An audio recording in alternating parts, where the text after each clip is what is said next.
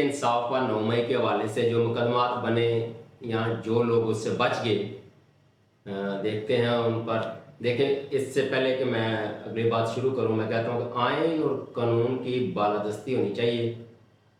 मुजरम चाहे कोई भी हो, उसका चेहरा नहीं देखना चाहिए, बल्कि आइन और कानून क्या कहता है, किसी भी जो गैर कानूनी अमल है उसके मुताबिक उसको सजा मिलनी चाहिए।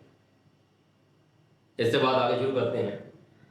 अब पाकिस्तान तहरीक इंसाफ पर जब 9 मई के हवाले से इल्ज़ामात लगे तो दोनों तरफ से, इस्टेब्लिशमेंट की तरफ से और आगे उनकी बनाई हुकूमत और लाए गए सियासी लोगों के जो बयानात हैं, वो पाकिस्तान तहरीक इंसाफ और उनके लोगों को कसूरवार ठहराते हैं। जबकि पाकिस्तान तहरीक इंसाफ कहती है कि ये सब कुछ किया कराया ही उनका अपना मिलिट्री इस्टेब्लिशमेंट का और हुकूमत का।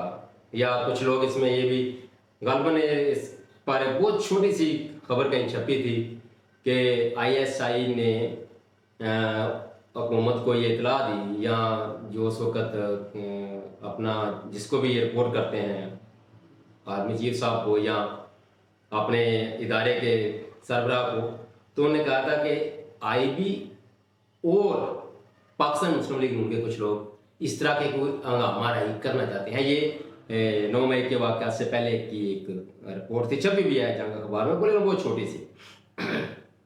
बहरहाल ये किसने किया, किसने करवाया, फुटेज दोनों तरफ से हैं। किसी एक फुटेज में अगर लोग PTI के झंडे उठाए हुए नजर आते हैं, तो उसकी दूसरी तरफ बहुत सारी ऐसी वीडियोज भी हैं जहां कुछ मशकूक लोग और फौजी गाड़ियों से उतरते हुए लोग आए, हाथ में डंडे पकड़े, और वो भी सोशल मीडिया पर ही हैं। आईए जनरेटेड जो फिल्में होती हैं, जो वीडियोज होती हैं, वो पहचानी जा सकती हैं।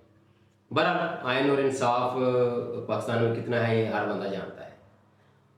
तो इसके बाद जब वो 9 मई का वाक़या हुआ, तो उसके बाद पाकिस्तान तहरीक इंसाफ पर जो जबर की दास्तान रकम की गई, उससे दौरान चंद लोग जिनमें जो चेहरे आम लोग पहचानते हैं, जानते हैं वो, और कुछ ऐसे नाम हैं जो इतने आम नहीं, इतने मशहूर नहीं।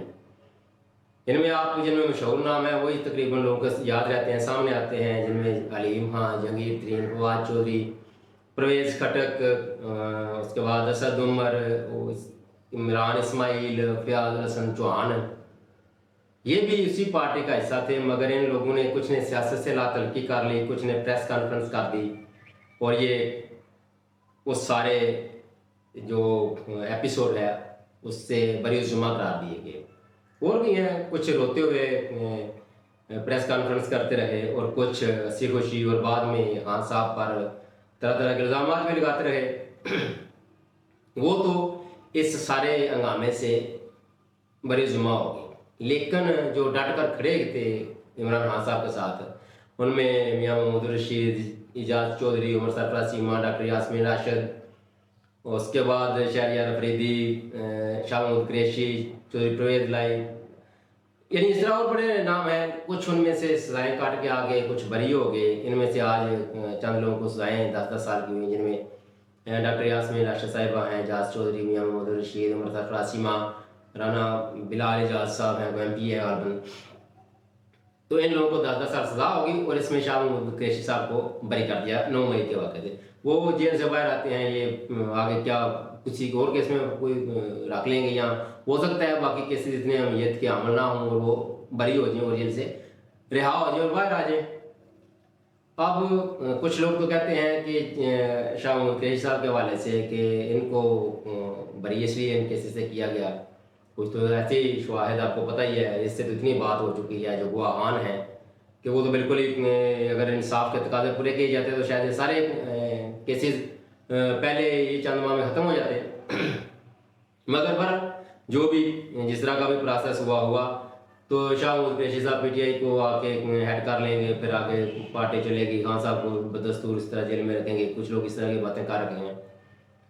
जो भी हुआ, जैसा भी हुआ, अगर आयन और कानून की हुक्मरानी बालादस्ती कोई चाहता, तो फिर ये कैसे हो सकता है कि जो बंदा प्रेस कॉन्फ्रेंस करता है या पीटीआई से लातल्की का इजहार करता है तो वो उससे उसकी खलासी हो जाती है, जबकि जो लोग खड़े रहते हैं उनके साथ यही होता है जो हो रहा है अभी। तो इसका मतलब या 9 मई का वाक़या को उसको बहाना बनाकर पाकिस्तान तहरीक इंसाफ पर जुल्म फस्तायत बरकरार रखी गई, पीटीआई को तोड़ने के लिए सब कुछ किया गया। या फिर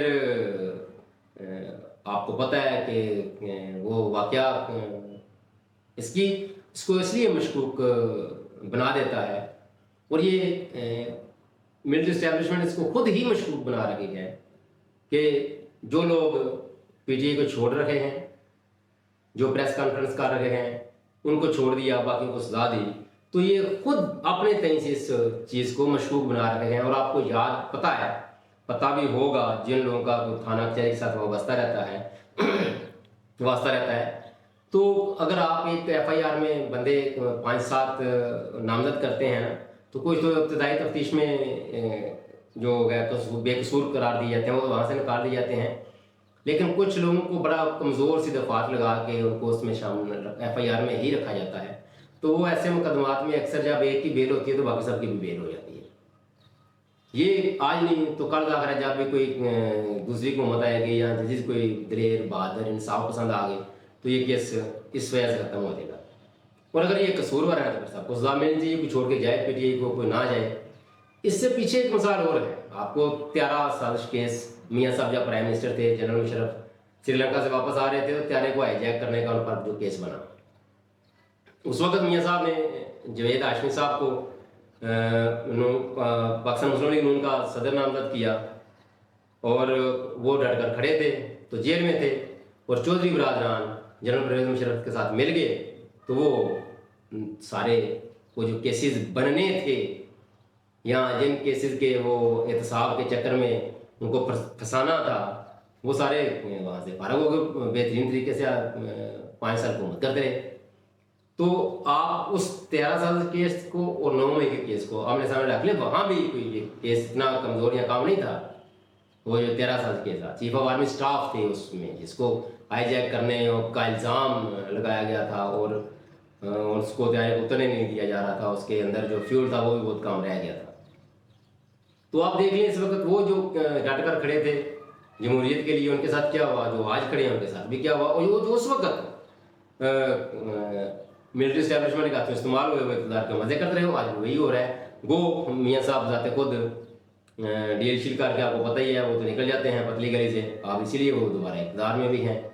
तो ये अगर आप माजी को देखें और हाल को देखें तो आप मुस्तकबिल में क्या होगा इसकी थोड़ी सी प्रेडिक्शन या इसमें थोड़ी सी कोई बात कर सकते हैं कि आने वाले दिनों में क्या होगा। ज़ाहिर है वो जो यहाँ मुझे जरदारी साहब का पुराना कहा हुआ याद आ रहा है कि आप 3 साल के लिए चले, आप 5 साल के लिए होंगे, चले के एक्सटेंशन भी ले लें 10 साल के लिए। ये तो नस्ल दर नस्ल आ रहे हैं, जमहूरियत भी बड़ी दूर है, आइन की बालादस्ती का अभी नामो निशान नहीं पाकिस्तान में, और ये सिलेक्टेड अदर बुनियादी तौर पर कत्ल इंसाफ के मुतरादिफ है। आइन और कानून के हिसाब से अगर चलना है तो फिर जिसका जितना कसूर बनता है उसको उतनी सजा देनी चाहिए। ये जो सिलेक्टेड इंसाफ होता है ये माशरों को तबाह बर्बाद कर देता है, ऐसा बिल्कुल नहीं होना चाहिए था। बहरहाल हो रहा है और लगता है कि माजी करीब में भी थोड़ा बहुत इस तरह का होता हुआ ही नज़र आ रहा है। जब तक आप लोग खुद अवाम आप हकूक़ अपने इंसाफ और आइन और कानून के बालादस्ती के लिए खड़ी नहीं होती और एक मजबूत तवाना आवाज़ नहीं उठाती, उस वक्त तक ये सिलसिला यही चलता रहेगा। वो डराते धमकाते रहेंगे, कुछ खड़े हो जाएंगे, कुछ मारे जाएंगे और कुछ अपनी ज़िंदगी को इस तरह एंजॉय करते रहेंगे जो इस तरह हो रहा है, जो अब हो रहा है। और मज़ीद बहरहाल अगर मुल्क कौम की अगर आपने इज़्ज़त तौक़ीर बनानी है तो फिर आपको सरफरा कर जीना सीखना चाहिए। यहाँ मुझे शायर का नाम नहीं आ रहा याद, बहरहाल बदकिस्मती से नाम लेना चाहिए उस शायर का भी जिसका शेर हो। बहरहाल वो कहते हैं कि उससे ये ज़िद थी कि सर को झुकाओ तभी दस्तार बख्शूँगा, मैं सर को बचा लाया महाल और दस्तार उस पर थी। अल्लाह।